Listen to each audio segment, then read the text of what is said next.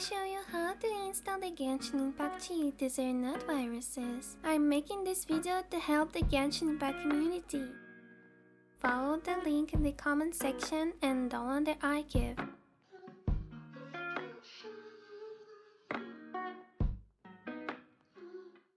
Now you need to disable Windows Defender. This is because the cheat hacks the game.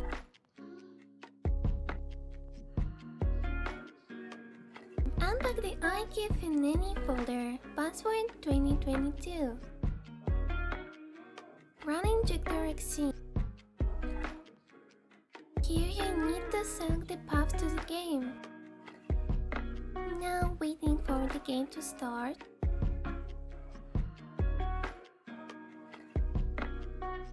To open the menu, you need to press F1.